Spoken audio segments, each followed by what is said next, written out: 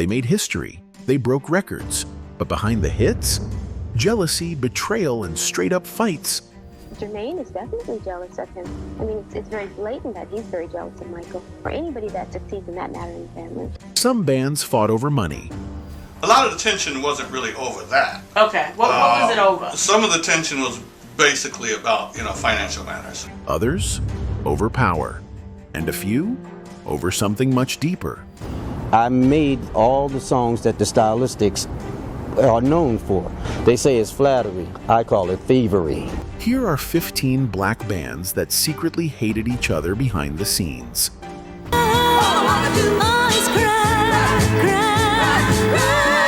The Supremes were one of the most successful vocal groups of all time, with 12 #1 hits on the Billboard Hot 100. But behind the glamorous gowns and perfect harmonies lay tensions that would ultimately tear the group apart. It's just that her life went this way, ours went that way. We had nothing really in common anymore. Florence Ballard, one of the founding members of the Supremes, found herself increasingly pushed aside as Berry Gordy, Motown's founder, focused on promoting Diana Ross as the star. It seemed like I was always under pressure from Berry. I remember we were in Canada. The tension continued to build as Ballard discovered that Cindy Birdsong had been secretly groomed to replace her. We got to the Copacabana, and they had Cindy Birdsong was there. Mary Wilson, another founding member, felt powerless against the Motown machine that was elevating Diana Ross at the expense of the group. I felt that I couldn't fight Motown. I couldn't fight Berry Gordy. I couldn't fight Diane. So I had to protect myself. According to Wilson, Motown was strategically positioning Diana Ross for solo stardom. Okay, we all could talk, but we were taught at home never to air your laundry in public. So we started becoming really, really famous. We'd get on these shows. We were doing a great job of elevating Diane. Yes, at the expense of the Supremes, or using the Supremes, which was me. There is a certain thing that about Diane that has always been the way she is, period, since I knew her at the age of 13. The growing resentment took a toll, especially on Florence Ballard, who struggled with alcohol to cope with her diminishing role.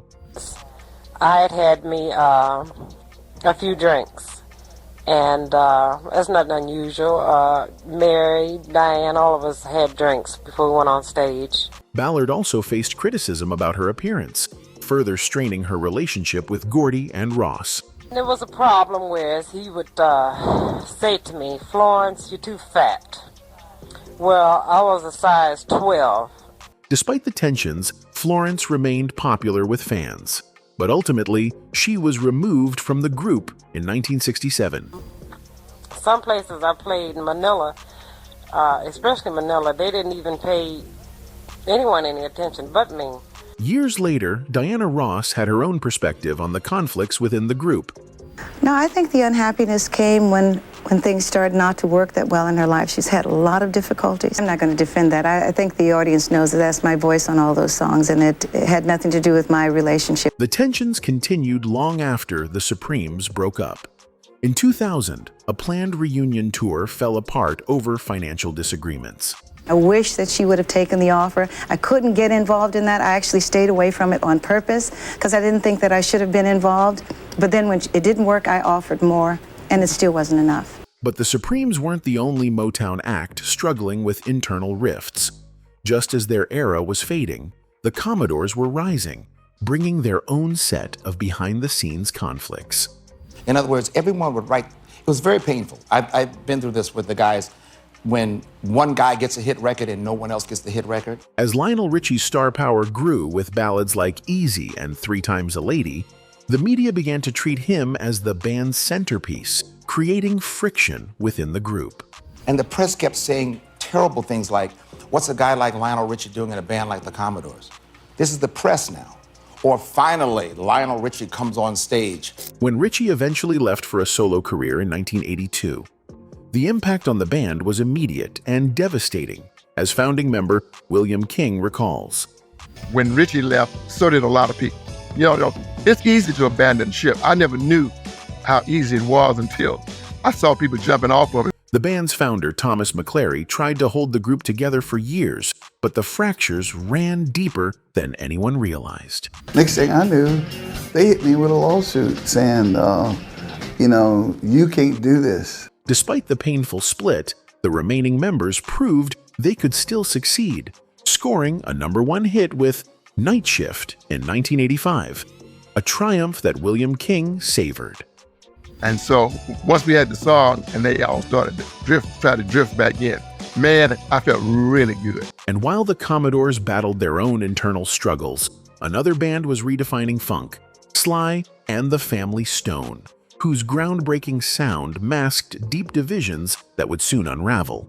When I first started, I came from college, and I'd practiced discipline for so long.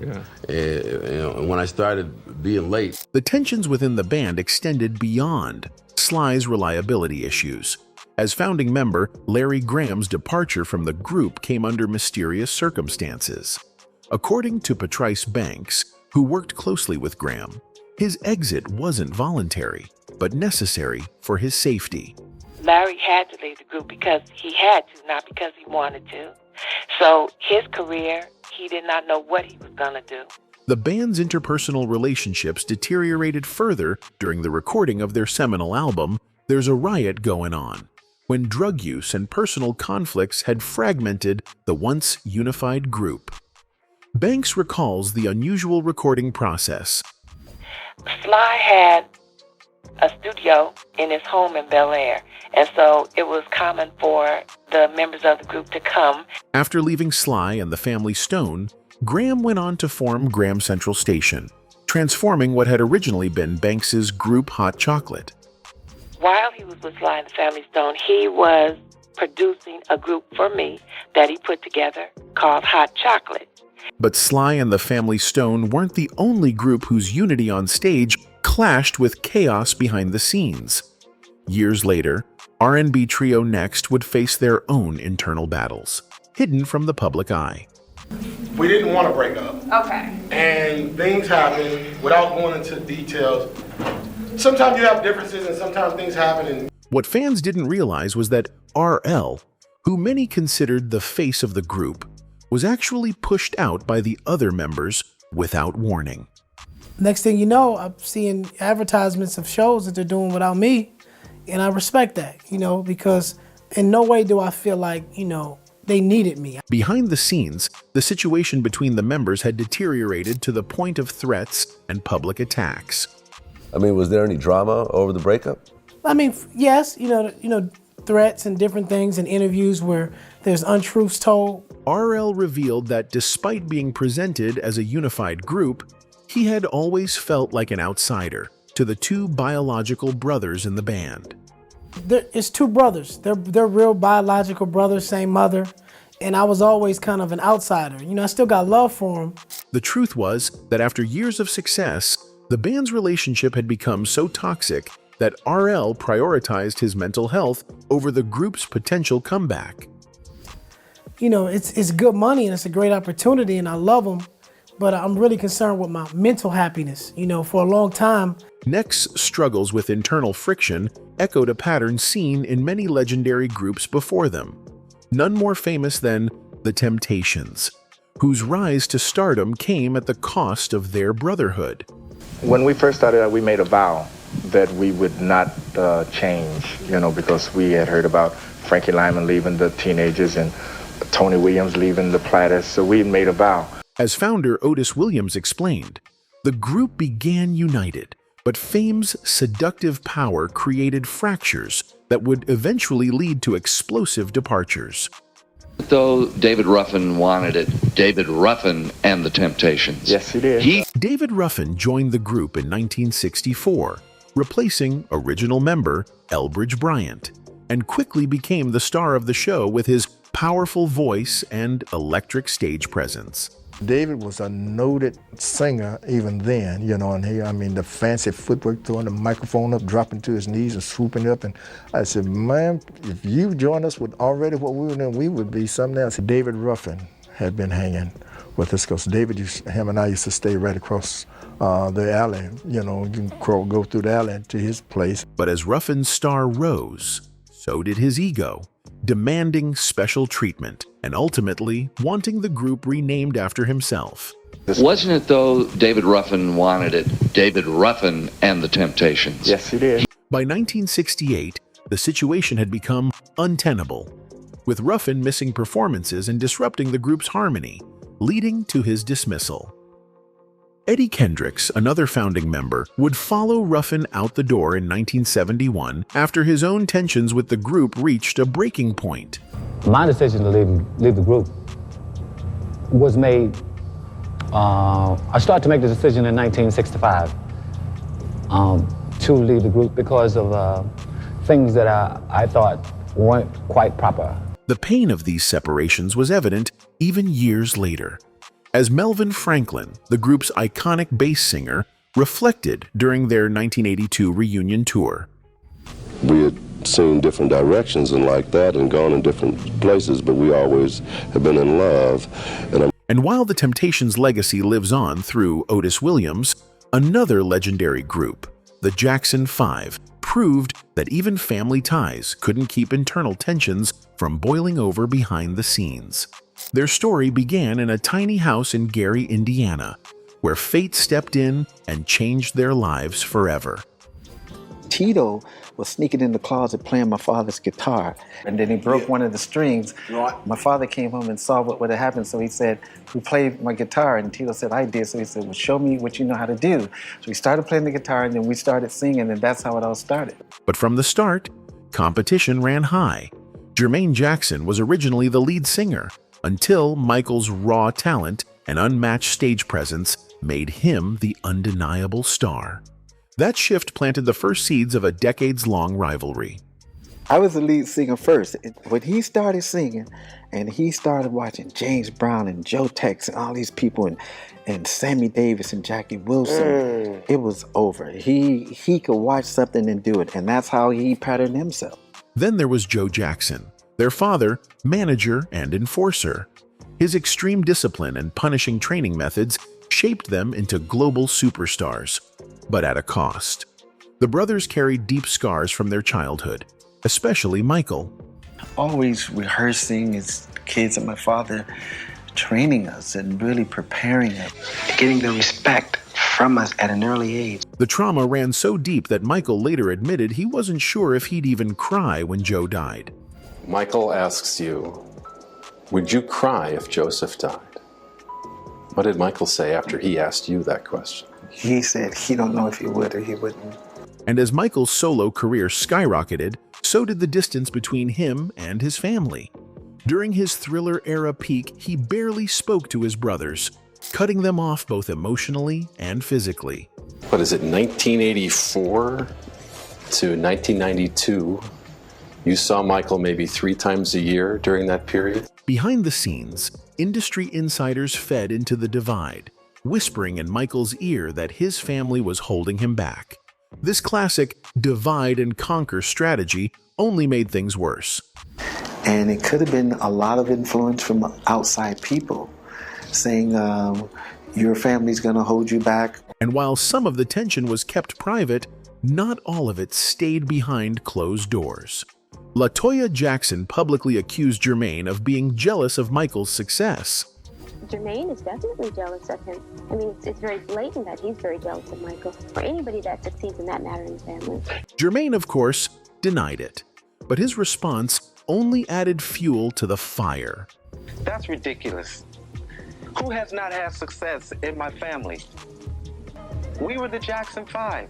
Beyond the family drama, artistic differences also deepened the divide. Michael was all about commercial hits and global appeal, while Jermaine leaned toward a more mature R&B style. Their contrasting approaches added yet another layer of rivalry. Well, I deal with the worldly things, the crowd, and just what's... Despite everything, the rivalries, the betrayals, and the unspoken resentment, the brothers always put on a united front in public. They insisted that Michael's highs and lows affected them all. Michael comes from a family. He comes from the Jackson family. And when he hurts, we hurt. When he does great, we all do great. When he does bad, we all do bad. But the reality? Their bond was far more complicated. Even the brothers admitted that fights, jealousy, and disagreements were just part of the family dynamic. And we feel each other all the time. It's just the business has created so much. Just like the Jackson 5, the OJs presented a united front on stage. But behind the scenes, their journey was marked by tension, personal struggles, and the harsh realities of the music industry. Even after nearly a decade in the group, newer members still felt like outsiders. The OJs had a deep-rooted history, and breaking into that tight circle was no easy task. And when founding member Walter Williams was absent, the strain became even more obvious. You mentioned Walter. Yeah, well, he missed his plane coming out of Boston, man. Yeah, he might have floated into Cape Cod. What fans didn't realize was that Walter wasn't just missing flights. He was hiding a serious health battle. For years, he kept his multiple sclerosis diagnosis private, struggling through performances while keeping up the illusion of normalcy. Well, I'm going public now. Of course, family and friends knew. It was just so personal, and for 14, 15 years, we didn't have anything to really combat it. But personal struggles weren't the only thing causing tension. As the industry shifted, so did the way music was made, and not everyone in the group agreed with the new process. Today, it's like a real fast production line. That frustration only grew with time, and by the time they worked on the last word, uncertainty loomed over the group's future. Yeah, I wanted to ask you that. Is it true this will be the final album for the OJs? Is that true? Then there is Isley Brothers, who were one of the most successful family bands in music history, delivering hits that spanned generations, from Twist and Shout to Between the Sheets. It was actually, family, a business. Right. We all kind of grew up together. They weren't just a band. They were two different generations. The older brothers, Ronald, Rudolph, and Kelly, built the foundation, while the younger members, Ernie, Marvin, and their brother-in-law, Chris Jasper, transformed the sound. But that shift created power struggles that never truly healed. A lot of the tension wasn't really over that. Okay, what was it over? Some of the tension was basically about, financial matters. Despite sharing the same name, the group wasn't splitting profits equally. The older brothers claimed a larger share, while the younger members were the ones writing the hits that defined the 70s. Everybody kind of knew where the songs came from. Okay. That was either Ernie or me. We had the original ideas for just about every song that was on the album. And one of the biggest unsung heroes of the Isley Brothers' sound? Keyboardist Chris Jasper. He co-wrote many of their biggest hits, but never felt properly credited for his role. I actually coined the phrase Between the Sheets. Okay. And then, the song kind of built from there.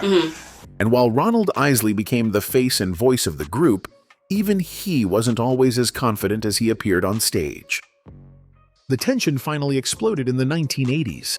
Chris Jasper, Ernie, and Marvin broke away to form Isley Jasper Isley, marking a permanent divide in the family. There's no tension because everybody's doing separate things, so there's not a lot of interaction between the group members. Even today, the Isley Brothers are fractured. The remaining members perform separately, and years of money disputes and creative battles have kept them apart. Would you be open to speaking with him? I mean, him coming out with the album, that would be such a kind of exciting... The Isley Brothers weren't the only group torn apart by internal struggles. The Stylistics also found themselves fractured, with frontman Russell Tompkins Jr. ultimately choosing to walk away from the tension. What fans didn't realize was that the Stylistics' biggest hits were essentially a one-man show. The other members weren't even in the studio for most of their classic records. I wanted to start doing my own music, doing my own albums, but I couldn't escape the music that I made. The power struggles extended beyond the studio and played out on stage. especially during emotional performances of their most iconic songs. And I remember a lot of times thinking to myself, you know, when I used to come up and be singing my song, and I'm After leaving the group, Russell built his own legacy. But like many R&B acts, the Stylistics splintered into two versions, one with him and one without. If you name almost all the groups now, there's almost two of them, the originals and the non-originals. To Russell, these clone groups weren't paying homage. They were stealing. They say it's flattery. I call it thievery. But despite the frustration and betrayal, breaking away freed him in ways he never imagined. When I perform now and I work, I feel so much better. I can identify with the audience. Just like Russell Tompkins Jr. sought peace beyond the Stylistics, the Delfonics also faced their own fractures. This time, between two brothers whose bond was tested over the years. Now I see that there are two separate Delfonics groups. And why is that? Everyone wants to know. The split was messy. Suddenly, fans were left choosing between two Delfonics groups. So it was better, for me and him also, I guess, just to do our own things. But even beneath the surface, one brother struggled with living in the other's shadow. Now, how did you feel, or did you ever feel that you were in your brother's shadow? However, despite decades of separation, their music and mindset remained intertwined, but their differences kept them apart.